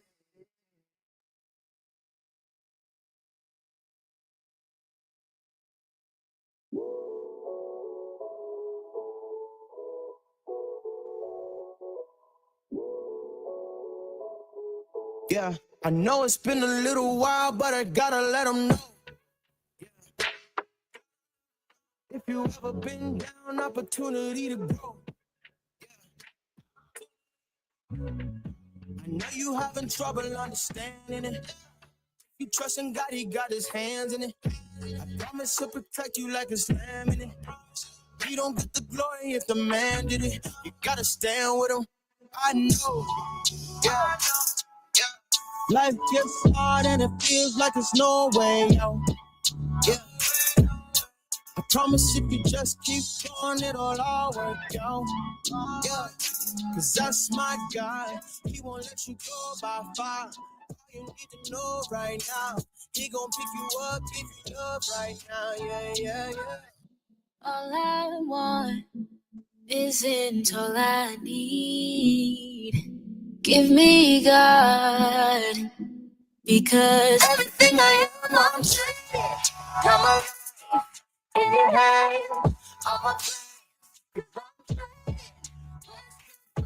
cause you're just for me. I know it's been a while, but I gotta tell the truth. Throwing away my old ways, something that I gotta do. I gotta get the power from the stars. That's the only way to stay the course. Always putting trust up in the Lord. I know He's got His hands in it for sure. I know that He's a cure. In every situation, you give me peace.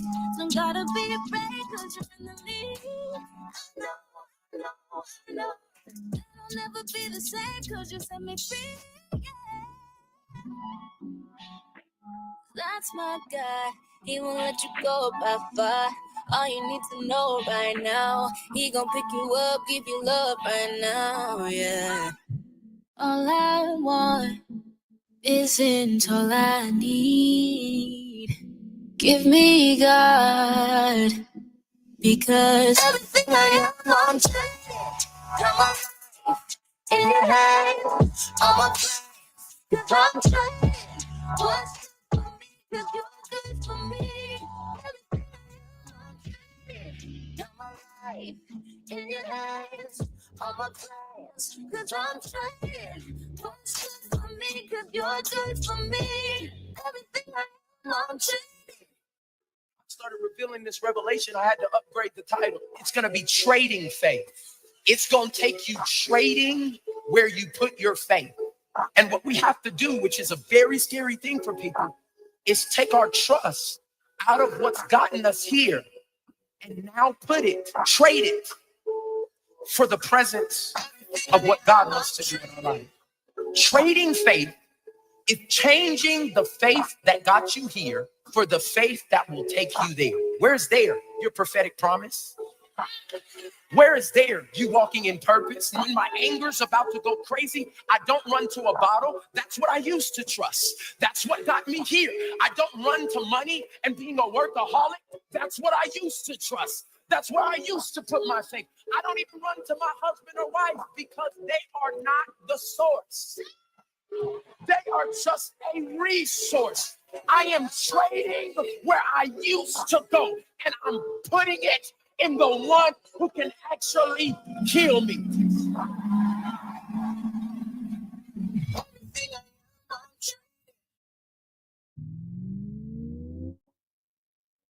It's not what I say, it's what I'm doing and how I'm doing it. Without faith, it's impossible to please Him, but faith without works is dead. So teach me to love like you do. Teach me I trust in you. To help me to see like you do. I'm gonna have to show you through my actions, how I love you. I'm gonna have to show you through my actions, how I love you. Ooh, show you through my actions. Oh, I'm gonna have to show you through my actions.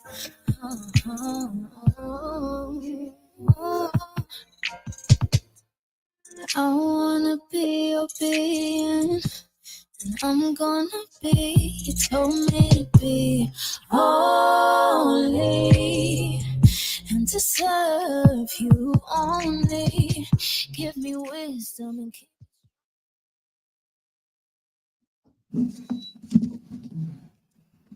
Welcome back to the Coffee with Yah radio show here on My Radio Chicago, where it is more than radio. We are coming to a close, but make sure that you tune in every Saturday from 12 to 2 p.m. Or you can go and download the Support District Radio app where you can listen on there also. And follow me across all platforms at Nubia Royale, and then also Coffee with Yah across all platforms. Now, we're coming so close, we're going to do a taste testing, a live taste testing and everything, okay? So before we do that, the last question that I have for you guys, kind of like a two-part question for you. When I you ain't think eating nothing. when you think about the word legacy, what does it mean to you as an individual, and then also how important is financial literacy important to you in your journey as a business owner? So, Erica, you go ahead, start with that question. Okay, me first. Yes. I would say legacy. When I think of it, I think of influence, I think of community, and I also think of not just what I'm leaving behind, but what I'm doing here currently, what I'm doing on earth right now. As far as, what's the second part question? How important is financial literacy in your journey as a business owner? As far as a business owner, financial literacy is very significant, very important. Because when you're going into business, of course, you know, you're going to be eating the cost for a lot of expenses in the beginning before you actually see profit. So it's good to, when you're going into businesses, again, to always have a plan, but to also think of it from a financial aspect. And so when you're purchasing items, when you're getting things in bulk, or when you're ordering from maybe overseas, out of town, it's a lot of different aspects that goes into it. So as far as the financial part, you want to actually maybe even have a savings or have some money that you can dedicate to go specifically towards that business, because things do happen. And so in case if you have to execute another plan, or maybe if you own a building, or if you have if you're using a shared space, you just want to kind of have a plan of if something interrupts or something happens, you're just able to pivot from there and have a backup plan. And a lot of times that backup plan requires finances. So it's good to be financially literate with all aspects of your business. And I would just always say, have a savings plan, or even have a plan where if you need to get into loans or banking, things like that, all falls under that category. Definitely have a business account. That was something that I was horrible with in the beginning. Everybody was Zelle-ing, Cash Apping. I wasn't sending invoices. So I basically wasn't keeping track of anything. And so once I connected with Square, I now have invoices that's sent out. Now I have a separate bank account that is going to, so that way you're able to track and see what your business is actually bringing in and what's going out, and you're able to monitor all of those things. So that's it. So, Auntie Jackie, when you think about the word legacy, what does it mean to you as an individual? And also, how important is financial literacy in your journey as a business owner? Okay, when I think about legacy, I think about life, because oftentimes we always want to say legacy is like leaving something behind. Right. So with me, I want to say life, because, you know, we don't know when our time is. So, you know, think about the right now, leaving, you know, being able to function and to pull somebody up along the way and show them the legacy that you can have in your business, in your life period. Because we thinking about so many different things that's happening in life right now, and you want to be able to say, at least I tried. I may have failed in a couple of areas or what have you, but I tried. And you want to be able to, even if it comes to the point where you have died, or you've gotten to a point where you can't handle that business anymore, you want to be able to have it where you can say, I can pass it along to the next person and pray that they would handle it, you know, even better than what you did, take it a notch higher, and carry it on. And as far as the financial part of it is so very important, because I was too, like Erica, and kind of still is, because I'm yet learning my way in this thing. It's a new thing to me. So trying to get things under control where you can figure out, what are you putting in? What are you getting out? How much are you using? What are different resources that you can, chime into that will help you to, take your business to the next level without you having to pull so much out of your pocket. And then you looking back like, oh, my pocket is empty because I done poured it all into the business. But you want to have something there, because you got to have it stable, because you never know, right at that time when you're not stable, some big pop up and you don't have it, and you got to turn it down because you didn't finance it right. And so I find that's how I kind of like find myself right now, because I'm pulling out of my pocket so much and lacking in things in other places. So it's very important that you got to have a stable account and have them invoices, have everything, because you're gonna find yourself jumbling through a lot of stuff, trying to hold on to keep up with receipts. And wait a minute, this wasn't for that, because the receipts, every time receipts don't always put what you buying, it just got a number there. but you got to be able to keep up with everything. So that's why I'm finding myself, and I'm in the learning stage now in starting a business. So it's very important. So, Marlon, Mr. Rappman, what does legacy mean to you, and how important is financial literacy as a business owner? Come on, let's wrap Legacy. this up. Right. I want to say with the legacy, I just want to make an impact on young Black guys like myself. Here, like around the Chicago surrounding areas, Northwest Indiana, across the world. Just want people to see what's possible from me coming from, Roseland, Illinois, Chicago, Illinois / Roseland, Illinois is what we're gonna say. I ain't from 290 out west. I'm from Roseland, Illinois. But yeah, not saying that I came from nothing, but saying, I didn't have a golden spoon to my mouth, or I didn't have anything handed to me. Everything that's been done and that's gonna be done, it started from just the seed being planted, and putting faith on that. So that's what I want people to see with my legacy. That's that I'm building now, that I'm in the journey that I'm on with this legacy that I'm gonna leave behind. Financial literacy, oh my gosh, it definitely plays a main part of this journey of business and the lifestyle. Just be on point. I'd say just be on point. Be on point. I was told, if you're gonna do it, be on point. If you're gonna do it in the way, do it legal, but do it in the way, you're gonna have money here, you're gonna have money there.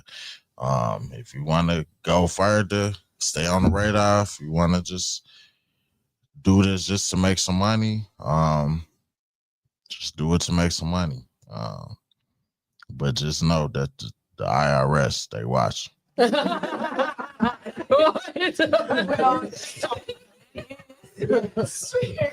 bracket too high. Oh my gosh. I hate to So, Rita, what does legacy mean to you, and how important is financial literacy in your journey? So, legacy to me is something that I feel like we're living right now. We're living throughout other relatives' legacy right now, because they left a lot of things to us that we definitely learned from, as we were talking about, from learning how to do things from my grandma. And I think our whole family, just the cooking thing is just there, from Uncle Arnold with the smoked turkeys, yes. From, Jackie with her cooking.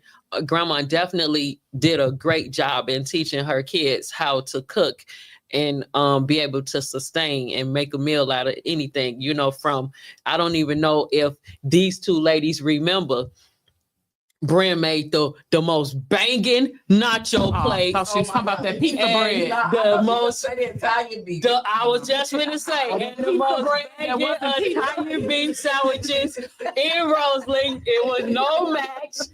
I'm telling you, the plates used to be bending. You can't even lift it with one hand. Like, Bren knew how to make a plate. Okay, so definitely, maybe she touched y'all a little bit with that, because Erica, she got her salad thing going. So, you got your mama spirit. That's your mama's legacy, And so, me, I just want to, when a lot of times moving away and being one of the only ones that's away from the family, with Brianna and Brittany being with me, a lot of times it was just me and them. And I used to tell them, it's just me and y'all against the world. It's just us, And I always used to tell them, hey, whatever we doing, we got to do it. You got to do it better. Because they used to be put in positions where they were the only little Black girls, or we were the only ones in certain areas. And so I'm like, they gonna look at you and expect less, and you gonna have to represent. Anywhere I go, I'm repping Chicago and I'm repping Roseland because I want people to know that, hey, we're not a product of our environment. Yes. You know what I'm saying? We are legacies of Roseland. We Chicago's legacy. Like we, if you can't make it in Chicago, you can't make it anywhere. And that's what I learned going out, living out of the state. It's like Chicago instilled that grind, that hard work hard, whatever it take. I don't have in me to stop. Even like that Ty Tribbett song, that's my favorite song where he says, weeping may do for a night. So, you know, and so on there, he'd be like, you know, crying may go for a night. Sometimes I will be crying hard as hell, like I'm just so mad. And then in my head, I say, only tonight though. Just for this moment. Yeah. But get it together. You know, I have that backup voice that pops back in and say, get it together. You know, you was doing all that crying. All right, it's done. Cause now what did it get you? You ain't even figured nothing out. So you got to move on. And I want to, and I feel like even now, my daughter, especially Brittany, constantly is like saying, you know, Mom, you've taught us so much. You taught us how to do this. You taught us how to do that. And, you know, that's my legacy living out itself in real time. You know, me being able to know that I did teach them something. She remembered how to, you know, she remembered that this is the type of person that I should be going forward in life as a young Black female. And, you know, my oldest daughter, she has her issues, but I'm telling you, even though she's a Black female with a mental illness, Brianna will figure out a way, you know. She's lived on her own ever since she graduated college, and she's always just figured out a way to do things. Sometimes she amazes me, you know. She'll call me and say stuff, or she knows how to do things. But I just be like, man, you know, if everybody tap into their potential, you know, and just really lock it in financially, we are like, I'm the newest in starting this whole your own business thing. So you all are my elders in that area. Y'all experienced in it. But definitely, I'm the person that's in the background on the sideline looking at y'all like, dang, look at them. Look at my little cousin there. You know, I'm like, so all the times I tortured them when they was young, it worked. It worked. Like, look at you know. Period. I was like, yo, I did it. I think I did a good job. You know, I told Brandon, stop slurping them noodles. I did a good job, you know? The noodle? Y'all mamas knew they left y'all in good hands, you know?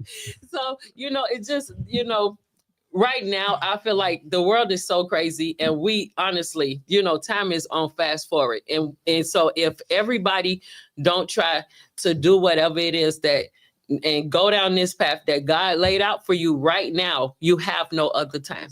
We have no other time.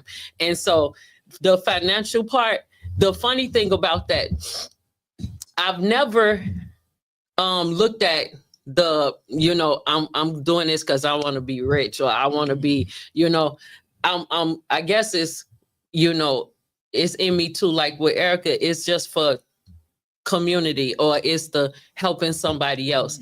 That's the gratification I get out of working in healthcare and doing what I do every day. Because, you know, if you know, when people, a lot of times when I'm at work, some people say, do you like what you do? And I say, sometimes. Because it's not every day that I'm gonna like you coughing in my face, cursing me out, saying, you hurt me when I poked you. You know, so it's not every day that you get up and you feel like going to work, you know, or sometimes mentally you're not there, emotionally, physically you're not there that day. But then that's when you draw back on your fallback, which is God. You know, hey, give me the strength to work it out today. Give me the strength to make it through this day. Yes. Help my day be a day where I can handle. You know, let me order my steps, you know. So that's my favorite thing that I say to him all the time. Order my steps. Whatever you do, guide me in the way I'm gonna go, and everything else falls in place. You know, financially, it'll all fall in place. And then, you know, I send my, when I can't, I send my tithes to my mama, because I know people, it's been that whole big stigma against tithing. But if people look at tithing not as given to the church, but it's this is me saying thank you, God, for blessing me for to be able to make this money so that I can survive every day. And this is my give back to you, so that you can continue to help me. Not that he's not going to help you if you don't, because please believe there's been a lot of times I haven't tithed, but he still provided, you know. So financially, I'm still learning because I'm brand new. Y'all know this. Boo Boo, shout out to her for doing my whole website and all that stuff, because I'm like, dang girl, look at you, you know. I was showing my friends just the act she did, and then they like, give me her number. Who did this? Girl, you did. So I'm like, yeah, that's my cousin.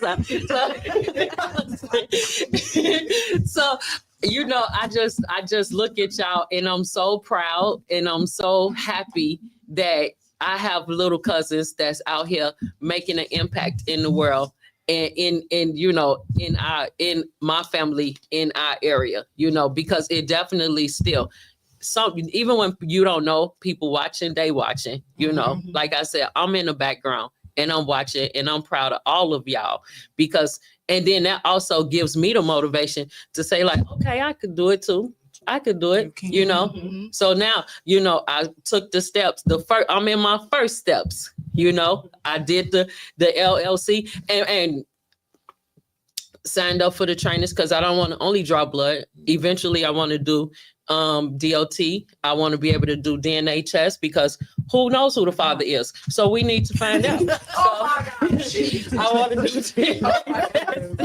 And you know, biblically, you know, it was the blood. It was the blood for me.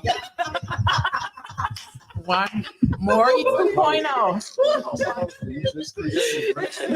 So later, as a family, my last pledge is, I just think that this would be a really great thing to do, is if we can do a family book. And it just came to me just now when Brenda was saying the Big Yellow House. We can call it the Big Yellow House, and everybody have their own chapter in that book of what their life is and their experience, you know. I love that. Yes. Yeah, well, I love that. So you guys, we come to an end, but before we actually close, while we're closing out, we're going to do a live taste testing of all the great food that is here. I don't know if you can really see it on the camera, but except this one. Yeah. You can show them. Show them. Erica, she got Silent Cafe and everything and stuff. Yeah, so I'm gonna show it to y'all. We gotta go because we got other stuff to do. So this is Erica's salad. I ain't gonna get it come up, but it's really cool. Like you see how big this bowl is. And trust me, it's worth it. Like you can eat off of this for like 5 days, straight. Like I'm telling you. Sometimes I eat it all in one time, so don't judge me, okay? And then what see Jackie play that. Don't show man. No, that's what you know. I done cut it off. That's the chicken. And then this is my auntie Jackie. She got the chicken Philly. You see that plate real full. You're not getting this at a restaurant. They're not giving you this at a restaurant. So make sure you guys go and support Erica's Salad Cafe, everything, resumes, all that sweet treat tables. She also does security boards too. So y'all need that's coming up. And then the Big Back Shack, and then It's a Wrap, and then Heart Six Mobile out in Arizona, Heart Six Mobile. So this is all their businesses that they have going on, all the great things, a lot in the food and service area. But of course, like we have other things going on, cleaning service, production companies. Like how she said, hey, if you need some marketing and anything done, here's my rate card, you know, and everything. I do audio ads, I do radio ads, I do radio interviews. You come in and get the whole entire package just for $150, where you get a radio interview, audio ad, a visual ad, and then also a digital flyer. So it's completely up to you to choose like what you want, okay? But make sure you keep tuning in every Saturday. I will be here, every Saturday from 12 to 2 p.m. here on My Radio Chicago, where it's more than radio.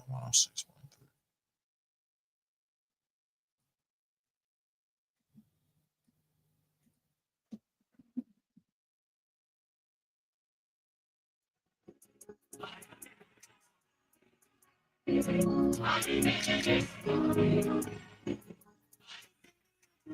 it when you see it, but I don't need to see it. I got proof. I'm following the leading of His Spirit, and that's the only thing I gotta do. Give Him praise, come on, babe. Better days are